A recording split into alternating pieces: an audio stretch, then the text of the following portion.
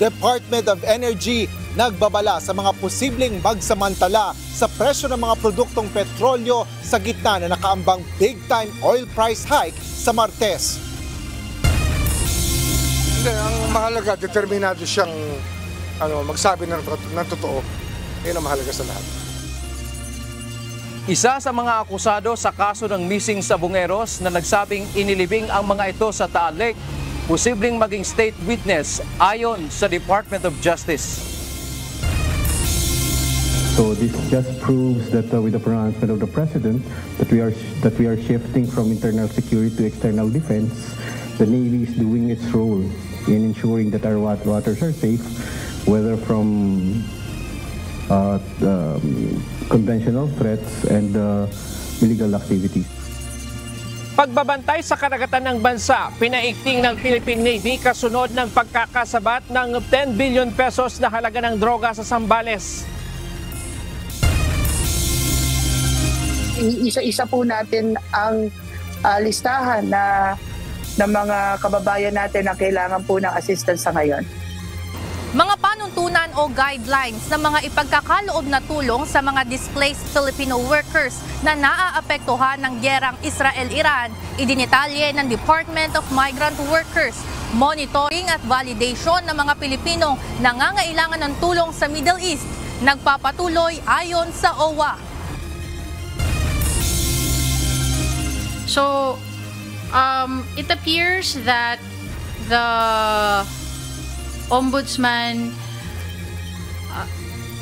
acted upon the recommendation of the committee. What I know is that the House or the committee itself did not file any complaint, but it appears that the Ombudsman acted upon the recommendation of the committee.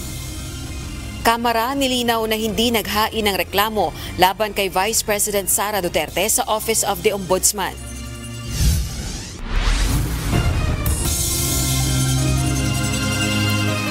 Magandang hapon, Pilipinas at sa buong mundo.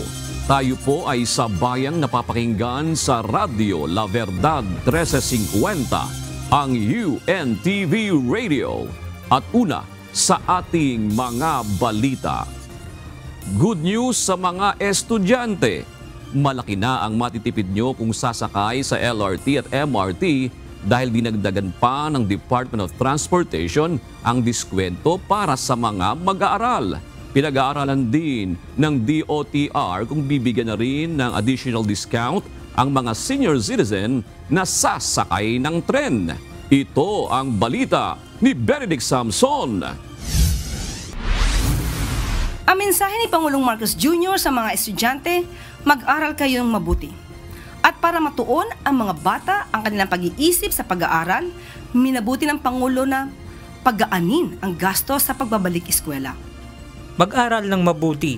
Ito ang mensahe ni Pangulong Ferdinand Marcos Jr. sa mga estudyante kasabay ng pagpapatupad ngayong araw ng diskwento sa pamasahe sa tren. Kalahati o 50% ang matatapya sa pasahe ng mga estudyante na sasakay sa LRT1, LRT2 at MRT3. Kaya mula sa kasalukuyang base fare na 10 piso, magiging 6 na piso na lang ang babayarang pamasahe sa pinakamalapit na istasyon, habang 14 pesos naman sa end-to-end station mula sa kasalukuyang 22 pesos. Ibig sabihin, mula 4 na piso hanggang 8 piso ang matitipid ng isang estudyante sa isang biyahe ng MRT Line 3. Sa LRT Line 1 naman, 10 pesos na lang ang sisingiling pamasahe sa nearest station, 28 pesos naman sa end-to-end o mula Dr. Santos hanggang Fernando Po Jr. Station. Nagpapaalala po ang DOTR sa mga estudyante na valid lamang ang discount sa single journey tickets at hindi sa beep cards o stored value tickets. Para makapag-avail, kailangan magpakita lamang ng katunayan na ikaw ay isang estudyante, gaya ng identification card o school registration form. Araw-araw yan. Kahit weekday, kahit holiday, 50%. So malaking bagay ito para matulungan yung mga pamilya natin. Bawas yan sa gastos ng mga magulang at yung mga estudyante naman, may konting savings sa kanilang baon. Kaya naman malaking bagay ang nasabing discount para sa estudyante na tulad ni Anton Hernandez. Kwento niya, mula Antipolo City ay lagpas 50 pesos na ang kanyang nagagastos papunta sa kanyang paaralan sa Pasay City. Dahil student po ako at wala pong kita, kaya nagtitipid rin po. Everyday, kailangan ko po tipirin yung baon ko po. Yung masasave ko sa fare, pwede ko po ilagay sa, sa savings ko. Parang pag naiipon ko po yun, pwede ko po yung gamitin po ang emergency fund ko po. Sinabi naman ng palasyo na sa ngayon ay pinag-aaralan pa ng pamahalaan kung ipatutupad na rin ang 50% discount sa pamasahe ng mga senior citizen. Inaaral pa po yan. As much as possible, kung pwede nga pong ilibre lahat, yun ang gusto ng Pangulo. Pero aaralin po yan at hindi naman po natin agad-agad maibibigay or kakayanin maibigay. Sinabi naman ng LRT Line 2 Management na tinatayang nasa 60,000 hanggang 70,000 na estudyante ang sumasakay sa nasabing linya ng tren. Benedict Samson, UNTV News and Rescue.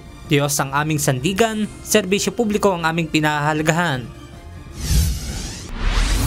Nagpahayag ng suporta si Pangulong Ferdinand Marcos Jr. sa implementasyon ng No Contact Apprehension Policy o NCAP. Samantala, hindi naman nagsisisi ang Pangulo sa kanyang desisyon na pansamantalang ipahinto ang implementasyon ng rehabilitasyon ng EDSA.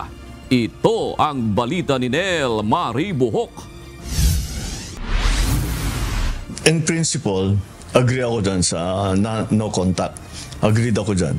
Walang plano sa ngayon si Pangulong Ferdinand Marcos Jr. na pigilan ng implementasyon ng No Contact Apprehension Policy o NCAP ng Metropolitan Manila Development Authority o MMDA. Sa gitna ito ng puna at pagtutol ng ilang grupo sa NCAP dahil nagiging gatasan lamang umano ito. Ayon kay Pangulong Marcos, malaki ang naitutulong ng NCAP upang maging disiplinado ang lahat sa kalsada at maiwasan ang korupsyon. Ang layunin niyan is yung traffic, yung masundan ng rules of the road na hindi tayo kung ano-anong yung ginagawa natin. And then bawas yan sa korupsyon. Kasi taliwas sa sinasabi ng iba na ginagawang gatasan. Para sa akin, it will be the opposite. Hindi anya tulad noong hindi pa na ipatutupad ang NCAP, may mga nanunuhol sa mga nanguhuling otoridad sa kalsada. Magsabi na tayo ng totoo. Pag hinuli ka ng pulis, lisensya mo. May nakadikit doon sa lisensya. May nakasiksik na doon sa lisensya mo, mga 200, 500, baka malaki na. Mag-ingat ka, huwag mo nang uulitin. Pero nasuhulan mo na. Sa kanya ring podcast, inihayag ng Pangulo na hindi siya nagsisisi sa kanyang desisyon na pansamantalang ipatigil ang EDSA rehabilitation dahil na rin sa idudulot nitong malaking pasanin sa mga commuter. Sabi ko, tigil muna natin, pag-isipan natin mabuti. Hanap tayo ng bagong teknolohiya. There are new technologies. And so, I'm very happy with my decision kasi mukhang kakayanin na hindi 2 taon eh. Samantala, target naman ng Pangulo na bago matapos ang taon ay makumpleto na ang pagkukumpuni sa San Juanico Bridge at maitaas na ang kapasidad nito sa 12 tons. Ibig sabihin, makakadaan na rito ang mga truck o bus na walang sobrang bigat na karga. Ang schedule namin, dapat by December, before the end of the year, ang pwede nang gamitin na sasakyan hanggang 12 tons. Nel Maribuhok, UNTV News and Rescue. Diyos ang aming sandigan, serbisyo publiko ang aming pinahalagahan. Posibleng gawing state witness na Department of Justice ang isa sa mga akusado sa kaso na missing sa Bungeros. Plano rin hingi na DOJ ang tulong ng Philippine Coast Guard at Philippine Navy Diving Team para maberipika ang sinasabi ng naturang akusado. Ito ang balita ni Dante Amento. Actually, kilala ko na yung testigo kung sinasabi ko. Matagal ko nakilala yan. Na nakausap ko na siya bago pa mag-eleksyon. Nakausap ko na. Kaya I have a very good idea yung sinasabi niya. Kilala at nakausap na ni Justice Secretary Crispin Boyeng Rimulya ang akusado o whistleblower na nagsiwalat na nakalibing umano sa Taal Lake ang mga nawawalang sabungero. Ayon sa kalihim, nasuri na rin nila ang impormasyong ibinahagi nito. Ang mahalaga, determinado siyang magsabi ng totoo. Ayun ang mahalaga sa lahat. May mga nabanggit umano itong pangalan ng mga sinasabing sangkot sa pagkawala ng mga naturang individual. Dagdag pa ni Secretary Rimulya, posible na gawin nilang state witness ang nasabing akusado. Ang tao para maging state witness, chine-charge muna yan, tapos saka i-discharge, papakita sa korte na kinakailangan niyang kanyang testimonya para mailabas ang kaso na maayos. Planong kunin ng DOJ ang serbisyo ng Philippine Coast Guard Diving Team at Philippine Navy para beripikahin ang impormasyong ibinahagi nito. Na-vet na namin, syempre the proof of the pudding is in the eating. Titignan na natin kung kaya natin i-recover yung kahit na ilang human remains o kaya mga buto-buto sa Taal Lake para makita natin talaga yung sinasabi niya. Samantala, humingi ng ilan pang panahon ang DOJ upang kausapin o magkaroon ng case conference kasama ang mga kaanak ng missing Sabongeros. Dante Amento, UNTV, News and Rescue. Diyos ang aming sandigan, serbisyo publiko ang aming pinahahalagahan. Ayaw pag-usapan ni Justice Secretary Crispin Remulla ang lumabas na ulat na inilipat sa pwesto ang Executive Chairman ng Board of Special Inquiry ng Bureau of Immigration na si Attorney Gilberto Repizo. Batay sa lumabas na dokumento o department order mula sa DOJ, inilipat si Repizo sa tanggapan mismo ni Remulla. Si Repizo ang sinasabing nag-akusa kay Immigration Commissioner Joel Anthony Viado ng korupsyon sa kawanihan. At sa internal matter, hindi pa natin pinag-uusapan yan. Kasi, ano yan due process yan. Hindi natin pwede pag-usapan yan. Aabot sa 1.5 tonelada ng hinihinalang shabu ang nasabat ng mga tauhan ng Philippine Navy sa karagatan ng Zambales kaninang madaling araw. Isang dayuhan din ang nadakip na kasama sa bangka kung saan isinakay ang iligal na droga na tinatayang nagkakahalaga ng 10 bilyong piso. Pinaigting na rin ng Philippine Navy ang pagbabantay sa karagatan ng bansa.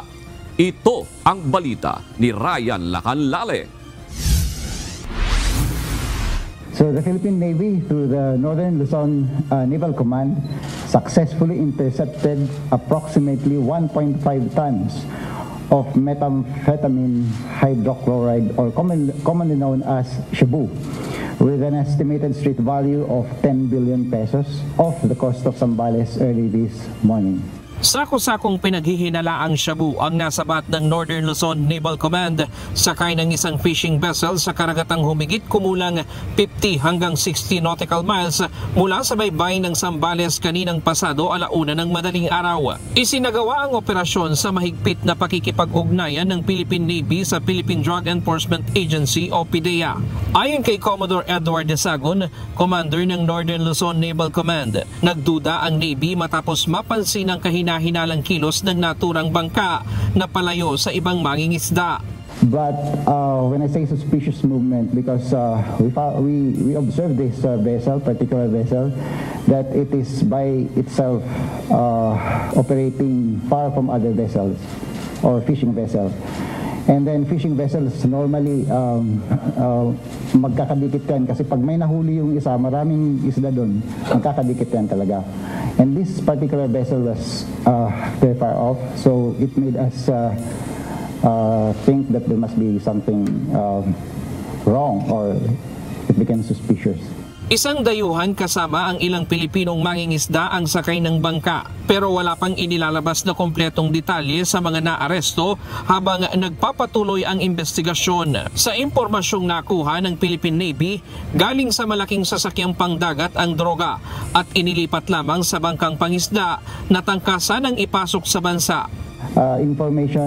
Latest information na nakuha natin is yung drugs galing sa isang barko na tinransfer dun sa bangka, sa fishing vessel, and then pagpunta natin dun, fishing vessel na lang yung nandun. Wala na yung source nung yung ginamit na pinanggalingan ng drugs. So yung fishing vessel lang nakuha natin.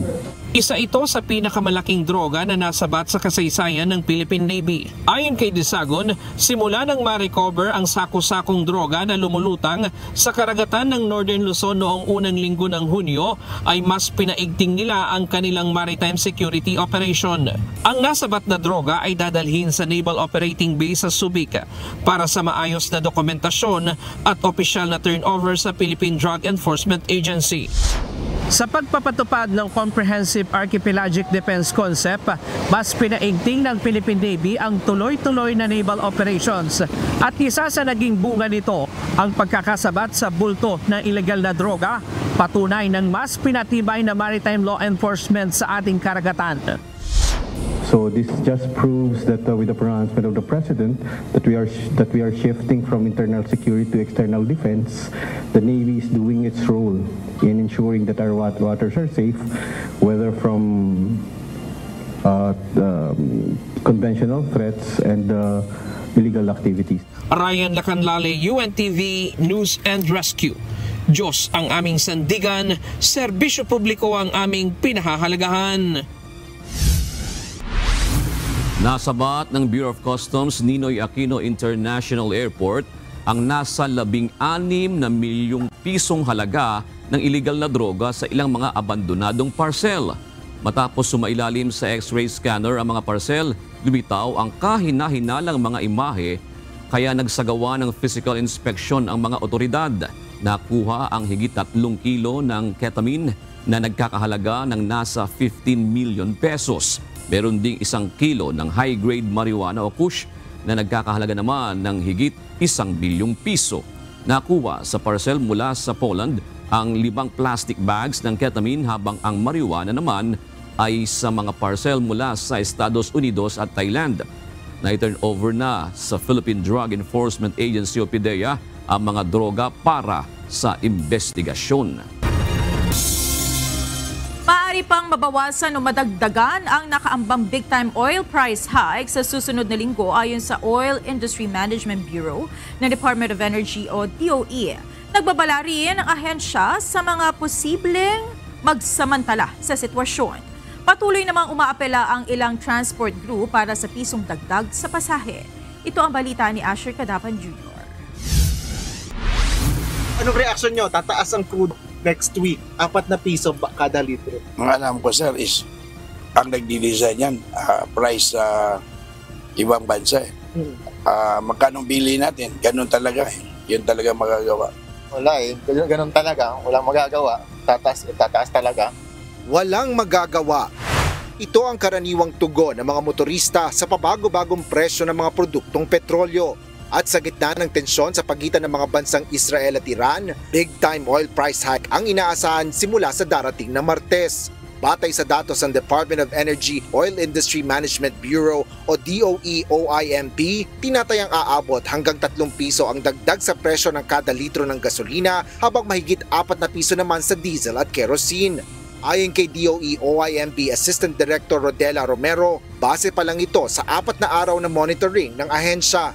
Meron po tayong trading ngayong araw, Friday. So maaari po siya lumaki pa po yung increases o mabawasan dahil sa resulta ng 6-day trading. Ang major reason yung po geopolitical conflict between Israel and Iran. Although ang sinarget po nung assault ng Israel, yung po mga missile factories at saka nuclear facilities ng Iran. So ibig sabihin, hindi naman yung mga energy facilities. Pero nag-react na po ang merkado.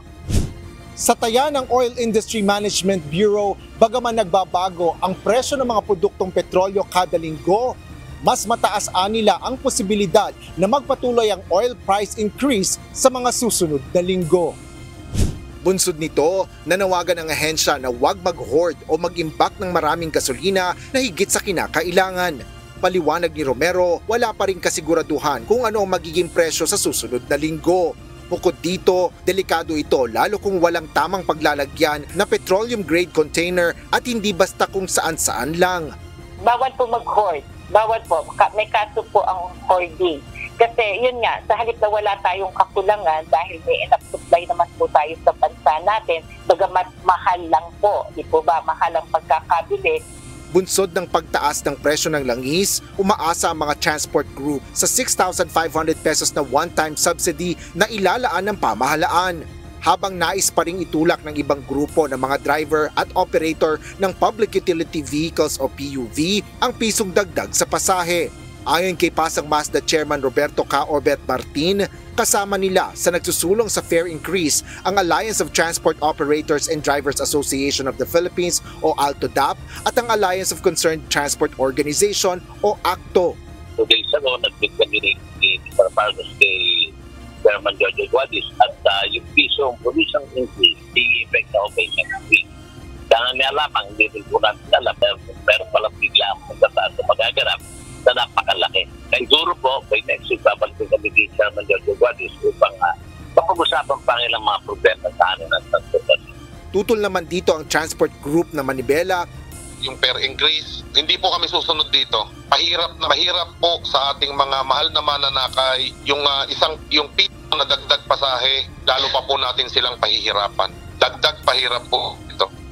Sa Martes, nakatakdang ipatupad ang karagdagang singil sa presyo ng mga produktong petrolyo. Asher Cadapan Jr., UNTV News and Rescue. Diyos ang aming sandigan, serbisyo publiko ang aming pinahahalagahan. Wala pang inaaprobahang taas pasahe sa mga pampublikong transportasyon. Ayon kay Land Transportation, Franchising and Regulatory Board o LTFRB Chairman Teofilo Guadis III, hihintayin pa nila ang magiging pag-aaral ng National Economic and Development Authority na ngayon ay tinatawag na Department of Economy, Planning and Development o DepEd. Hindi anya mamadaliin ng ahensya ang pagdedesisyon dahil sa posibleng maging epekto nito sa ekonomiya. Nauna na sinabi ni Chairman Guadis sa posibleng aprobahan ang pisong dagdag pasahe hanggang sa unang linggo ng Hulyo. Aabot na sa 27 mga Pilipino mula sa Israel ang ligtas na nailikas sa Jordan. Base sa update ng Philippine Embassy sa Jordan, as of June 19, na-evacuate na ang 2 overseas Filipino workers at 4 na turista mula sa Israel. Dagdag pa rito ang 21 mga opisyal ng pamahalaan na una nang na-stranded, bunsod pa rin ang nagpapatuloy na giyera sa pagitan ng Israel at Iran. Ayon sa embahada, mayroon pang nasa 26 na mga Pilipino ang nakatakdang i-evacuate sa Jordan na kasama sa susunod na batch. Sa patuloy na tensyon sa Middle East, dumarami ang bilang ng mga Pilipino na nangangailangan ng tulong. Kaugnay nito, naglabas na Department of Migrant Workers ng guidelines para sa organisadong pagkuha ng assistance mula sa pamahalaan. Tiniyak naman ng Overseas Workers Welfare Administration o OWA na hindi tumitigil ang monitoring at validation para sa mga ito. Ito ang balita ni Ivan Alvarez. Iniisa-isa po natin ang listahan ng mga kababayan natin na kailangan po ng assistance sa ngayon.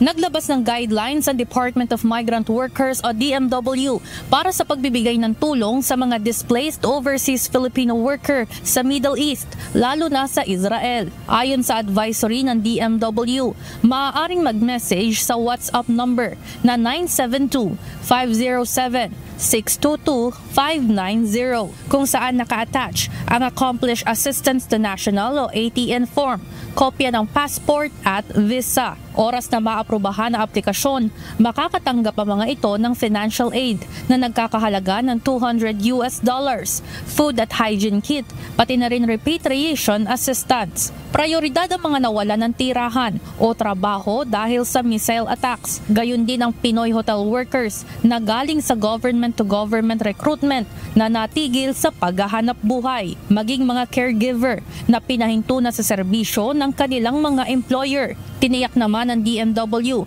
na tutulungan rin ang mga dati nang nag-avail ng voluntary repatriation sa Israel, ngunit muling bumalik para magtrabaho. Sakop rin ng tulong ng DMW ang mga turistang higit 70 araw nang nananatili sa naturang bansa, pati na ang mga overstaying OFW. Priority repatriation assistance naman ang ibibigay sa mga Pinoy na may karamdaman at hindi na kayang magtrabaho. Tiniyak rin ng Overseas Workers Welfare Administration o OWA na hindi tumitigil ang monitoring para sa mga Pilipinong patuloy na naiipit ng giyera sa Middle East. Yung efforts ng ating labor attaché and well-offs na tawagan yung ating mga kababayan that requested for assistance at saka yung pong nagbigay po ng notice sa atin na kailangan po nila ng Lang kailangan po nila na makontak sila ng embahada at ng MWO natin. Ayon kay OWA Administrator Patricia Yvonne Kaunan, personal na tinatawagan ang mga OFW na may aprobadong aplikasyon ng assistance upang malaman kaagad ang kalagayan ng mga ito. Samantala, dahil nasa ilalim pa rin ng state of emergency ang Israel, maaaring asahan ang pagkaantala sa banking, logistics at transportation sa paghahatid ng tulong para sa mga Pilipinong naroroon. Ivan Alvarez, UNTV News and Rescue. Diyos ang aming sandigan, serbisyo publiko ang aming pinakahalagahan. Pinuntahan ng Rapid Response Team ng Philippine Embassy ang ilang mga Pilipino sa Israel na nagiba ang bahay matapos sa bumagsak ang missile ng Iran. Ayon sa embahada, mayroong 16 na Pilipino ang nakatira sa flat at nagkataon na isa lamang sa kanila ang nandoon nang mangyari ang pagsabog. Maswerteng nakaligtas at walang tinamong anumang galos ang naturang Pinoy dahil agad rin siyang nakapasok sa bomb shelter. Binigyan ng mga ito ng Philippine Embassy ng paunang tulong gaya ng bigas, groceries at hygiene kit. Habang tutulungan rin sila ng Department of Migrant Workers na makahanap ng bagong apartment na kanilang matitirhan. Narito naman mga balita sa iba't ibang panig ng mundo na ihahatid ng ating global correspondent na si Mavin Carizo mula sa Perth, Australia.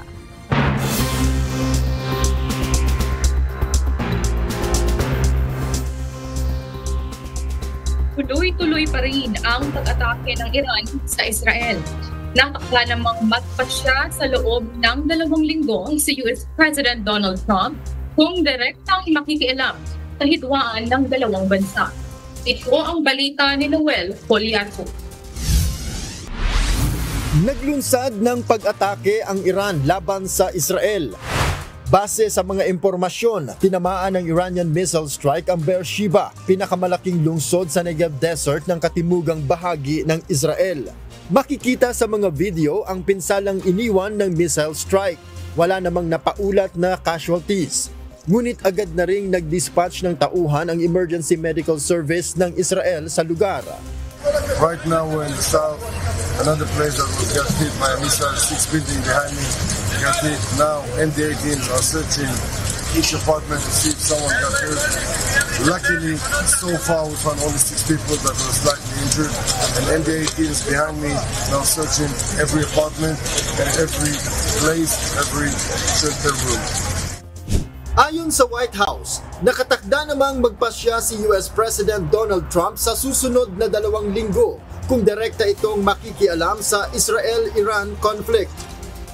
I have a message directly from the President, and I quote, "Based on the fact that there's a substantial chance of negotiations that may or may not take place with Iran in the near future, I will make my decision whether or not to go within the next 2 weeks."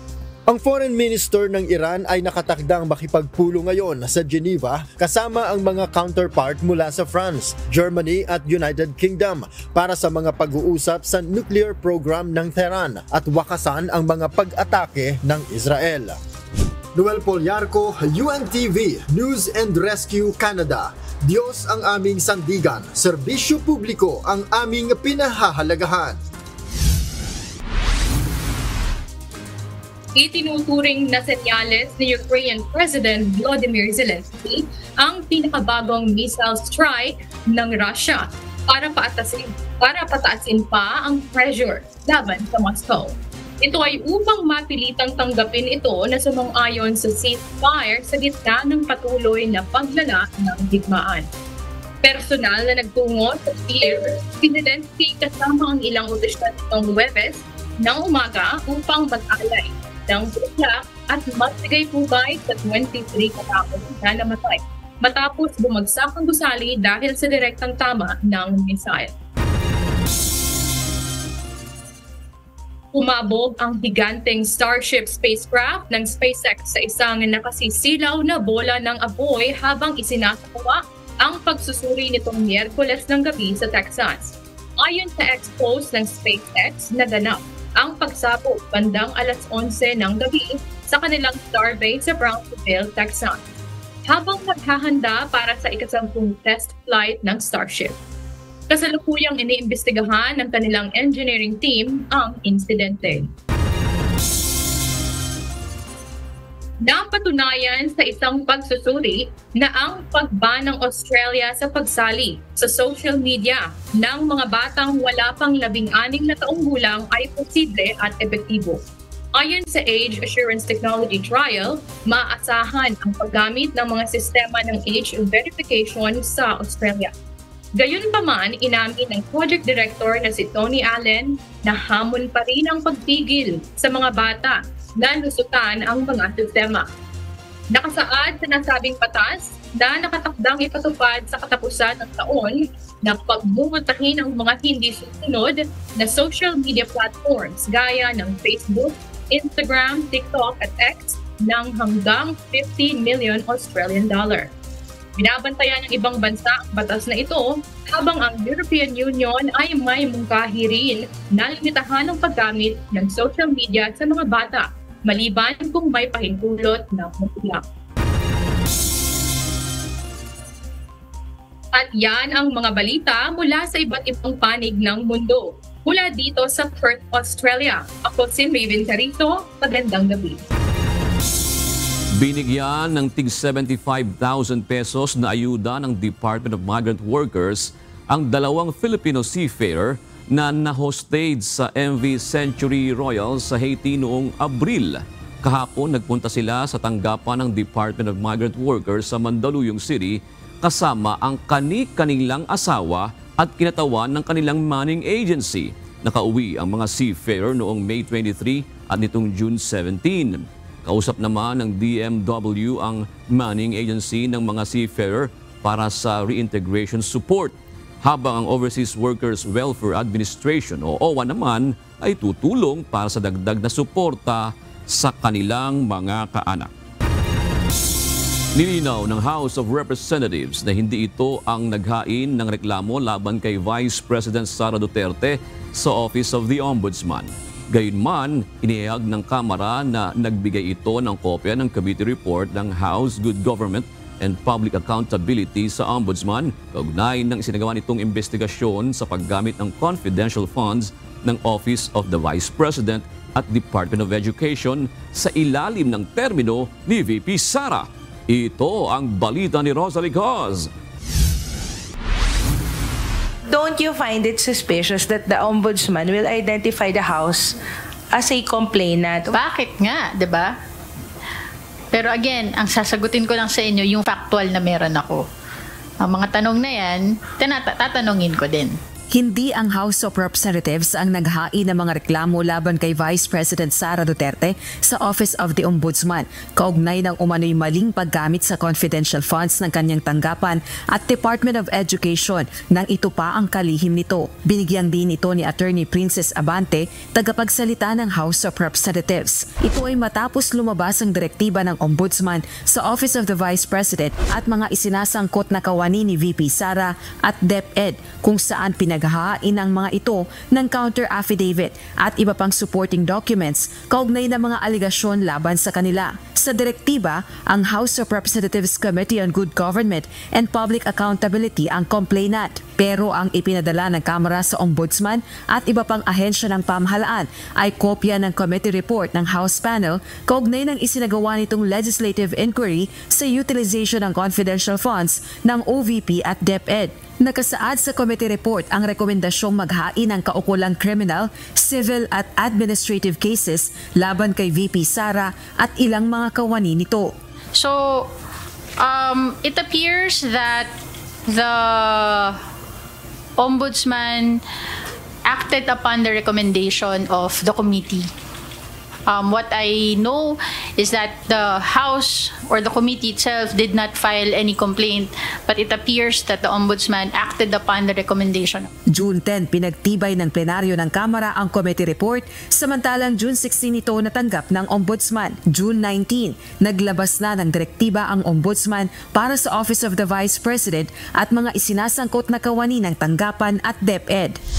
Hindi naman masagot ng abogada ang tanong kung ano ang implikasyon ng direktiba ng Ombudsman sa nakaambang impeachment trial ni VP Sara. Wala pang kopya ng direktiba ng Ombudsman ang spokesperson ng House of Representatives, pero ang paniniwala nito, Well, the ombudsman should perform its duty. So we will see what will happen sa ginagawa nilang investigation. Sa tanong naman kung hindi ba ito maikokonsiderang forum shopping o paghahain ng higit isang reklamo upang mapataas ang tsansa na maipanalo ang kaso, ang tugon nito. Unang-una, hindi ang House ang nag-file ng complaint. So, ang in-initiate lang ng House ay yung impeachment trial through the transmission of the articles of impeachment. Samantala, ayon naman sa pahayag ng OVP, natanggap na nito ang order ng Ombudsman. Rosa Licoz, UNTV News and Rescue. Diyos ang aming sandigan, serbisyo publiko ang aming pinahahalagahan. Nirerespeto ng Malacanang ang pagtanggi muli ni Vice President Sara Duterte na dumalo sa State of the Nation Address ni Pangulong Ferdinand Marcos Jr. sa Batasang Pambansa sa July 28. Ayon kay Palace Press Officer Jose Claire Castro, ito ang pinili ng Vice Presidente at hindi na kasalanan ng Pangulo kung hindi mapakinggan ni VP Sara ang programa ng pamahalaan. So kung hindi po siya attend ngayon, kahit siya po ay inimbita bilang Vice Presidente, again, choice niya po iyon. At kung hindi niya po maririnig ang mga programa at kung ano po ang naging trabaho ng gobyerno at ng Pangulong Marcos Jr., hindi po na siguro natin kasalanan yan. Samantala, tumanggi na rin magbigay pa ng anumang komentaryo ang Malacanang sa pagbiyahe sa ibang bansa ni VP Sara. Sa panibagong advisory ng Office of the Vice President, pupunta ang Vice Presidente sa Australia sa June 22 upang dumalo sa Free Duterte Now Rally. Sa tanong kung may nilalabag ba ang Vice Presidente sa kanyang pagbiyahe, sagot ng Malacanang. Ang kanya lang sigurong malalabag ay ang kanyang obligasyon sa taong bayan. Tila nawala sa ulirat ang isang motorcycle rider sa Butuan City matapos masagasa ng isang aso. May mga tinamurin itong sugat dahil sa pagsemplang ng kanyang motorsiklo na agad nilapatan ng lunas ng UNTV News and Rescue Team. Ito ang balita ni Evelyn Sikat. Kamu na lang bahala o ka ng kuhan sa iya, ma'am, ng pangutan na bakit? Ako sa pagka-disgrasya, bro. Ay, man ang motor. Kiraan niya, nagpasilo kami kanya. Niya, kalimot siya sa kanang pagkatumba niya ba? Kung saan na nilagpot siya? Kailan sir, UNTV ni siya sir, responder, pwede ka na mo tabangan sir? Umuulan kaya nakasilong sa waiting shed ang biktima ng madatna ng UNTV News and Rescue Team matapos maaksidente sa motorsiklo sa kahabaan ng GC Aquino Avenue, Barangay New Society Village, Butuan City, kagabi, June 19. Nabangga ng motorsiklo ang isang aso na biglang tumawid sa kalsada habang papauwi ang rider na si Jerome Estadilla, 38 anyo sa Purok 1, Barangay Tagibo, Butuan City. Dahil dito, nawalan siya ng kontrol sa kanyang motorsiklo at sumemplang ito. Bagamat nakasuot ng helmet, hindi naman ito nakalak, kaya natanggal ito at tumama ang kanyang ulo sa semento na nagdulot ng pamamaga sa kanang bahagi ng kanyang ulo. Nakita naman ng isang residente at isang jogger ang pangyayari kaya tumawag sila sa City Disaster Risk Reduction and Management Department ng Lalawigan. Agad namang itinawag ng Operation Center Butuan sa UNTV News and Rescue Team ang pangyayari upang marespondihan. Naabutan ng rescue team ang biktima na nakatayo sa gilid ng kalsada kasama ang tumawag ng tulong. Nagsagawa ang UNTV News and Rescue Team ng inisyal na assessment. Bagamat may malay ang biktima, napansin na tila wala ito sa ulirat. Agad siyang nilapatan ng paunang lunas at kinuna ng vital signs. Matapos malapatan ng first aid, dinala ang rider sa Butuan Medical Center para sa karagdagang atensyong medikal. Evelyn Sikat, UNTV News and Rescue, Diyos ang aming sandigan, serbisyo publiko ang aming pinahahalagahan. Inilaan muli ng Philippine National Police ang mga araw ng Martes at Huwebes ng hapon para sa pag-eehersisyo ng mga pulis. At upang makatiyak na magiging matagumpay ang weight loss program, kumuha rin ng fitness coach ang PNP. Ito ang balita ni Lea Ilagan. I am dedicating Tuesday and Thursday, 3 o'clock onwards, para sa kanilang chosen physical fitness program. They can go to swimming, they can go swimming, they can go running, they can go badminton, they can go even golf, they can go golf for as long as they use only that time for athletics. Kasi free tayo sa choice yan eh. Seryoso ang pamunuan ng Philippine National Police na ibalik ang magandang pangangatawan at maayos na kalusugan ng mga pulis. Kaugnay nito, muling inilaan ni PNP Chief Police General Nicolas Torre III ang araw ng Martes at Huwebes para sa ehersisyo ng mga pulis. Isasagawa ito tuwing alas 3 ng hapon. Ayon kay Chief PNP, kailangang ipasa ng mga pulis ang isinasagawang physical fitness test upang manatili sa serbisyo. Now, ang singilan na lang dyan, pagdating na nung ating physical fitness test, wala tayong wala tayong patawad dyan. Ngayon, sa ating mga testers dyan, baka may mag-attempt na sa mga testers natin ilulusot at sasabihin na itong tao na to pasado sa 40 push-ups na requirement. At pag ako'y nagduda at nasalubong ko yung pinasa nyo at pina-push up ko at hindi kaya ang 40 push-ups, hahanapin ko kung sino ang nagpapasa sa kanya. At pag makita natin kung sino yun, kasama siya sa ating i-dismiss. Sinabi din ni PNP spokesperson Police Brigadier General Jean Fajardo na nasa batas na maaaring matanggal ang isang pulis sa serbisyo kung bumabagsak ito sa PFT at kung hindi na nagagampanan ng maayos ang kanyang trabaho dahil sa bigat ng timbang.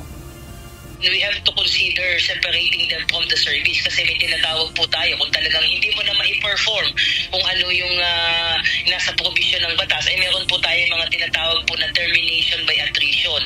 Kasi ma'am, itong pagkakaroon ng physical condition na which is 5 kilos less or 5 kilos more na hindi kayo lalagpas doon at hindi mo mamimit yan, continuing in character po kasi yan. So kung hindi mo mamit yan, you may be a candidate for attrition po, separation from the service in short po.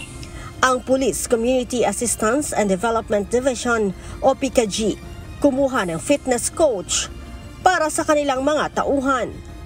Na-meet ko nga kasi nagpunta siya dito, din may napag-usapan namin, nabanggit lang yung about sa fitness ng PNP. Actually, mayroon na kaming ginagawa na na namin na sa guidance ng ating Chief PNP, di ba, na yung mag-lose weight, yung kailangan maging physically fit yung ating mga PNP. So, we are doing that already. Then, of course na nag-usap kami ni Rendon, naghingi ako ng tips and naging cordial naman na pwede ako makatulong. So magkakaroon tayo ng 93 days, babantayan natin sila, kukuhanan natin sila ng timbang, sabay-sabay mag-workout at weekly silang babantayan. Kailangan may progress. Nauna nang sinabi ni Chief PNP na binibigyan lamang ang matatabang pulis ng 1 taon para magpababa ng timbang. Lea Ilagan, UNTV, News and Rescue. Diyos ang aming sandigan, serbisyo publiko ang aming pinahahalagahan. Inilipat ng pwesto ng pamunuan ng pambansang pulisya si Police Brigadier General Jean Fajardo. Mula sa Police Regional Office 3, inilagay si Police Brigadier General Fajardo sa Directorate for Comptrollership. Hindi pa naman pinapangalanan kung sino ang papalit bilang Director ng PRO3. Sa ikalawang araw ng working visit ni Pangulong Ferdinand Marcos Jr. sa Japan, nakipagpulong ang Pangulo sa ilang mga negosyante. Ayon sa Malacanang, para sa kapakinabangan ng Pilipinas sa muling pagbisita na ito ng Pangulo sa Japan. Ito ang balita ni Nel Maribuhok. Pero ito po ay ginawa ng Pangulo, hindi para magbakasyon, kundi para magtrabaho. At ito po ay para sa taong bayan dahil makikita po natin ang kanyang mga kausap ay patungkol po sa turismo. Nakapulong ni Pangulong Ferdinand Marcos Jr. sa Osaka, Japan ang tourism stakeholders sa naturang bansa. Kabilang na ang mula sa travel and tour companies, airlines at airports. Dito ipinakita ng Pangulo ang mga oportunidad sa turismo ng Pilipinas. Ayon kay Tourism Secretary Cristina Frasco na kasama sa delegasyon ng Pangulo, binanggit ni PBBM ang mga proyekto sa bansa kabilang na ang pagpapaganda sa mga airport terminal.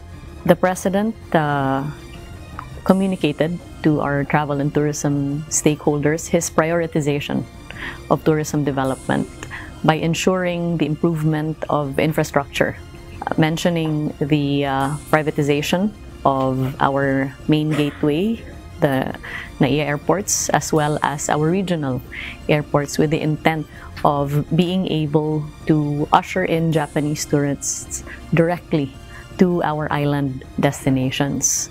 Humarap rin sa isang business meeting si PBBM kasama ang executives ng Canadevia Corporation at Philippine Ecology Systems. Ito ang major player naman sa pagdisenyo, konstruksyon at operasyon ng integrated sanitary solid waste management at disposal facilities sa bansa. Nakausap rin ng Pangulo ang isa sa pinakamalaking shipbuilders sa mundo, ang Shuneshi Shipbuilding Company.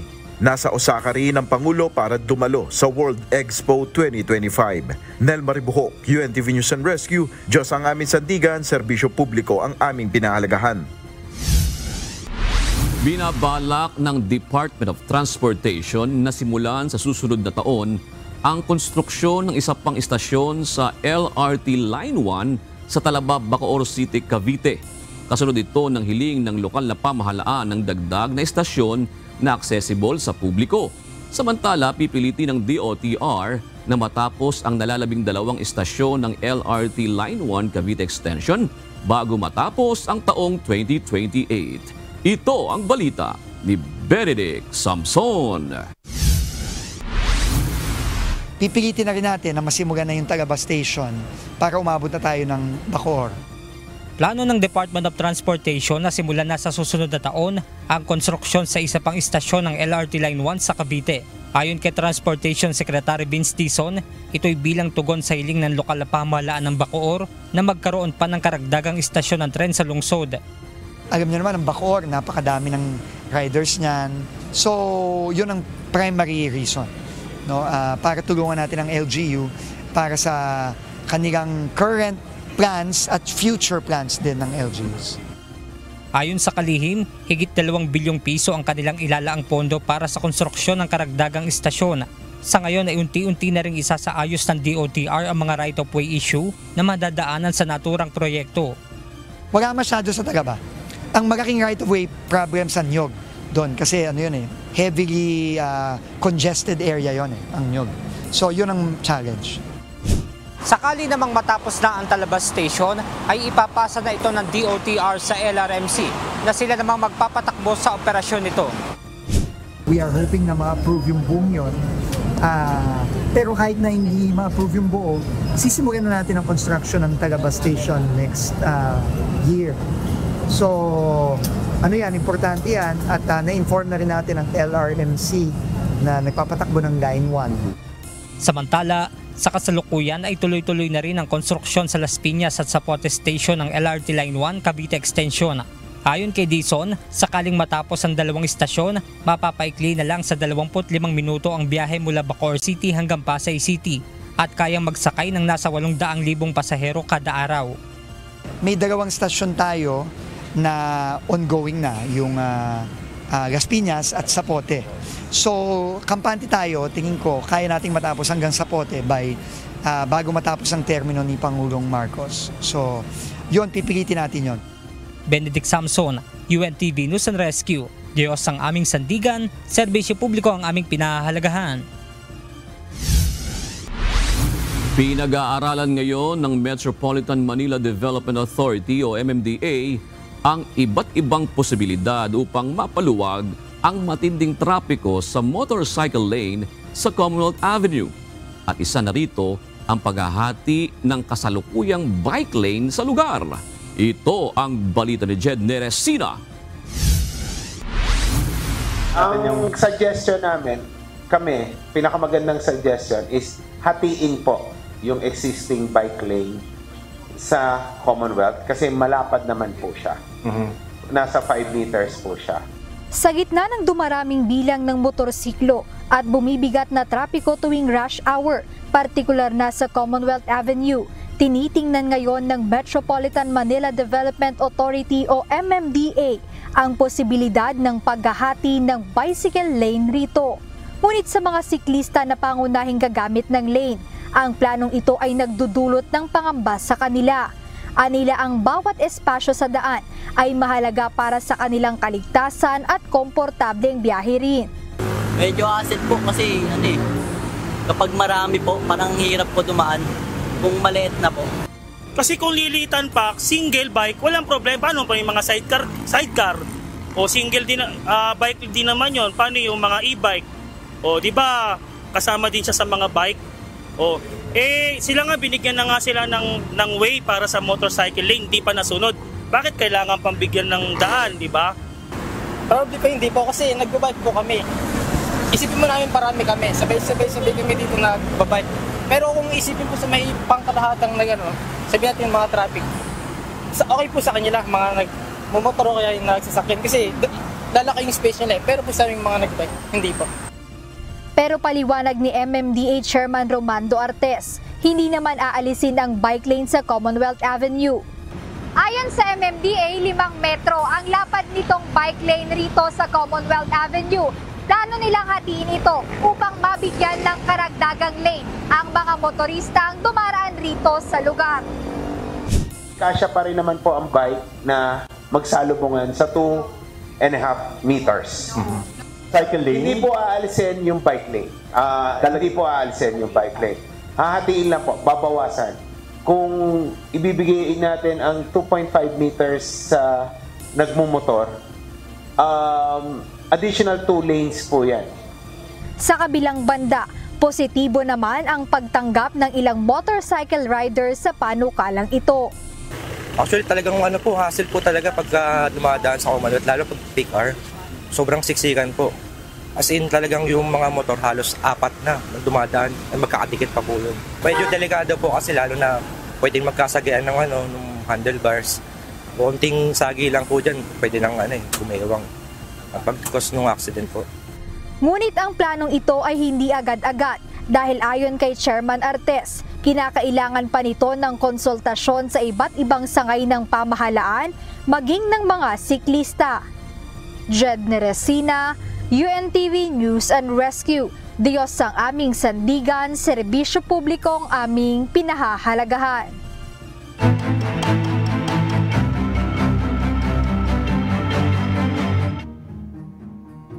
Iniimbestigahan na ng Lapu-Lapu City Government ang insidente na kinasangkutan ng isa nilang empleyado na umano'y nang hampas ng bakal sa alitan sa kalsada.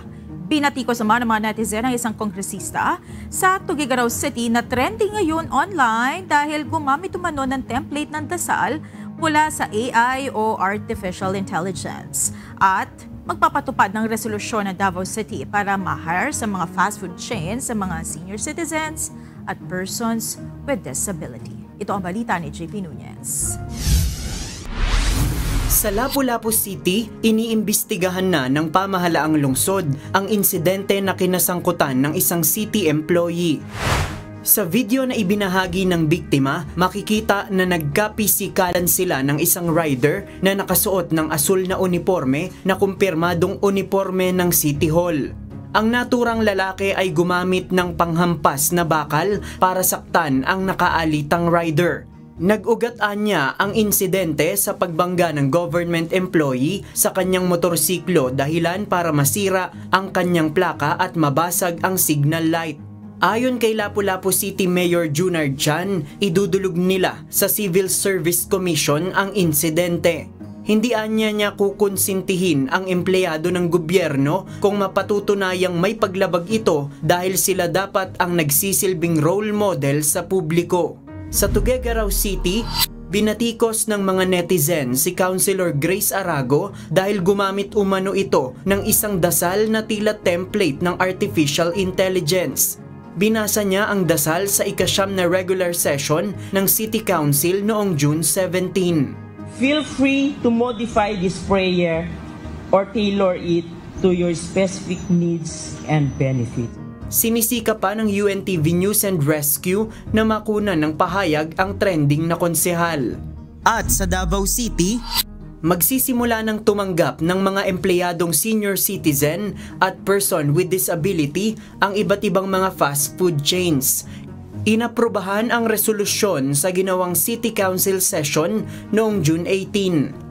Layon ng resolusyon na mabuksan ang oportunidad sa mga senior citizen dahil marami sa kanila ang malalakas pa rin naman. Ang Davao City Public Employment Services Office, Department of Labor and Employment at Davao City Legal Office ang nagbigay ng kanilang mga insight sa pagbuo ng resolusyon. JP Nunez, UNTV, News and Rescue. Diyos ang aming sandigan, serbisyo publiko ang aming pinahahalagahan.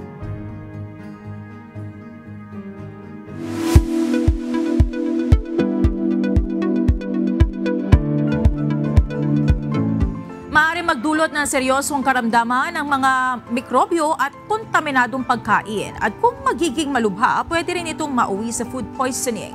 Ito ang balita ni Kichi Cipriano.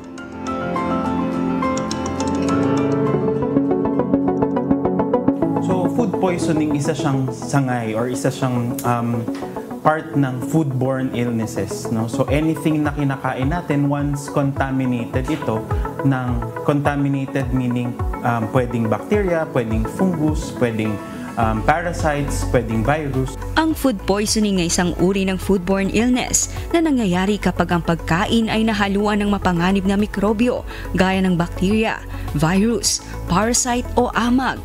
Ito ay maaaring magmula sa hindi maayos na paghugas, hindi lutong pagkain o maruming kapaligiran sa paghahanda nito. Once na contaminated ang food na kinain natin in significant amounts, then the patients can experience symptoms of food poisoning. So ang natural way ng body, anything na foreign sa kanya or toxic sa kanya, is i-expel out niya. So yung patients will have vomiting, nausea, diarrhea. Sometimes nagkakaroon ng signs ng inflammation like fever. No? So all these symptoms, usually vomiting and diarrhea, yan yung usual symptoms ng isang food poison. Ayon kay Dr. Mark Paul Castillo, isang emergency medicine specialist mula sa Makati Medical Center, malaking parte ang pagkakaroon ng maayos na resistensya dahil kapag ito'y mahina, mas malala ang pwedeng maranasang epekto nito sa kalusugan. So, depende nga siya sa immune system mo or dun sa resistensya ng mismong pasyente. But yung isinuka or idinumi ng isang taong merong case ng food poisoning, pwede siyang malipat sa iba kapag hindi ka naghugas ng maayos ng kamay, tapos nag-prepare ka ng food, tapos ikaw pala meron ka palang symptom ng food poisoning. At para sa iba pang impormasyon ukol sa food poisoning, tunghayan ang programang Doctors on TV this Sunday, 9 a.m. to 10 a.m. only here at UNTV. Kichi Cipriano, UNTV News and Rescue. Diyos ang aming sandigan, serbisyo publiko ang aming pinahalagahan. Ngayong papalapit na naman ang buwan ng nutrisyon, isa sa mga tututukan ng National Nutrition Council o NNC ang Food and Nutrition Security, kung saan highlight ang pagturing sa nutrisyon bilang isang karapatang pantao at hindi lang pangangailangan. Kaugnay nito, nakikita rin ng NNC ang direktang kaugnayan ng kakulangan sa nutrisyon at learning crisis na kinakaharap ng mga kabataan ngayon. Ito ang balita ni Mia Alonzo. Ang nutrition at education po ay directly related po, no? Department of Education at ang Department of Health ay part po ng NNC Governing Board. Malaking hadlang sa pagkatuto ng mga kabataan ang kakulangan sa sapat na nutrisyon.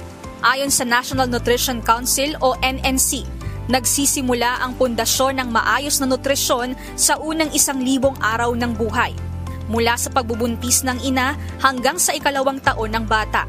Itunuturing nila itong isang critical window of opportunity o pinakamahalagang yugto sa development ng isang bata.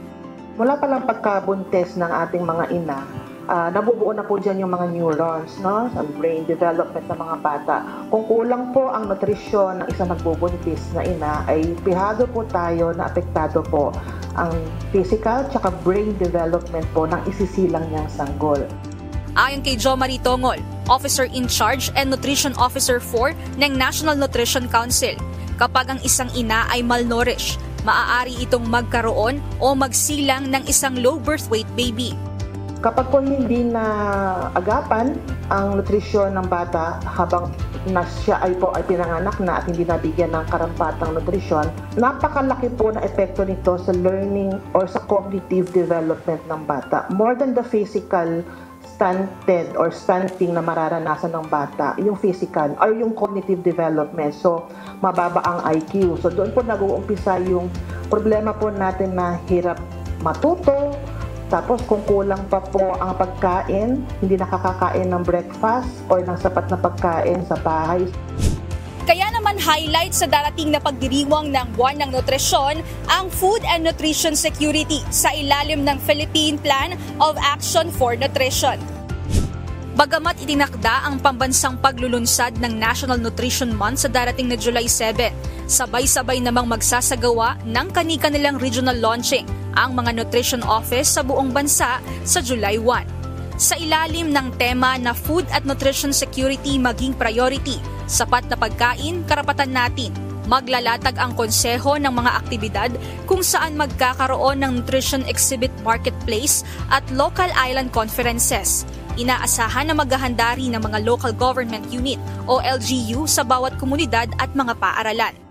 Ongoing din po yan, yung mga nutrition parade, yung mga motorcade, yung mga exhibit, yung mga kadiwa natin ay lagi din pong mga na-invite for the exhibits, no. So nandiyan po ang iba't ibang ways, no, para masuportahan po natin yung Nutrition Month campaign at the national government. Panawagan naman ng NNC, ang malnutrisyon ay hindi malulutas ng iisang ahensya o sektor lamang. Kaya naman hinihikayat ng mga ito ang sama-samang pagsuporta sa Philippine Plan Action for Nutrition na pangunahing strategic framework ng pamahalaan. Mia Alonso, UNTV News and Rescue. Diyos ang aming sandigan, serbisyo publiko ang aming pinahahalagahan.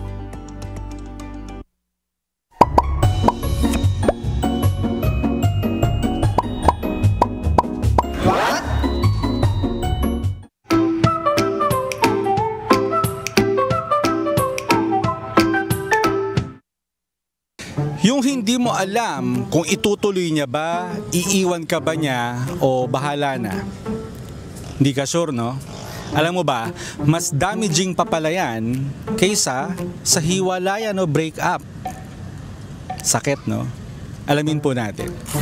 Ayon sa neuroscience, mas hirap ang utak sa ganitong bitin at malabong setup kaysa sa malinaw na sagot. Kahit masakit pa yan. Uncertainty activates the amygdala and keeps cortisol high, prolonging stress. Kaya habang naghihintay ka ng update na hindi dumarating, tuloy-tuloy ang stress hormones mo. Kaya lutang, walang gana at ang bigat sa dibdib. Ang totoo, mas mabilis maghilang utak sa malinaw na closure kaysa sabihin niya sa'yo na tingnan natin kung saan aabot.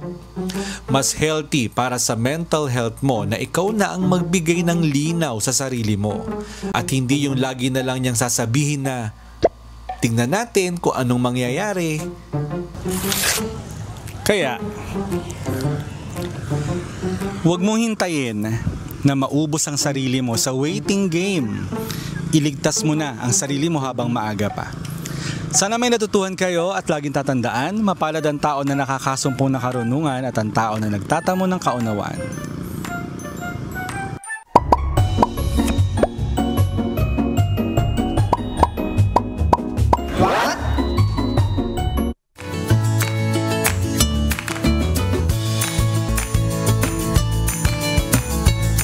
Mga kasambahay, kung may mga istorya po kayo nais balikan sa Ito ang Balita, pwede niyo po ito muling mapanood sa aming mga official social media account. Magtungo lamang po sa aming o sa UNTV News and Rescue YouTube channel at i-click ang subscribe button. Gayon din sa aming Facebook, Instagram, X at TikTok accounts. Mapapanood nyo rin po rito ang iba pang news programs ng UNTV, pati na iba pang video ng nag-iisang public service channel. Kaya subscribe, like, and share.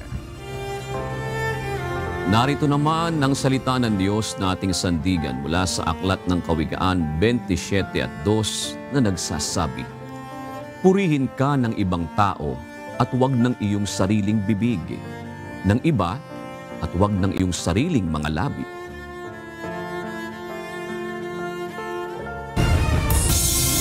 At yan ang naging kabuuan ng ating balitaan ngayong gabi. Aming inilahad ng buong katapatan kung paano namin nasaksihan. Kayo po'y makapagtitiwala ng aming nakita at narinig, ang aming ibinabalita. At dito po sa UNTV, Diyos ang aming sandigan, serbisyo publiko, ang aming pinahahalagahan. Magandang gabi po.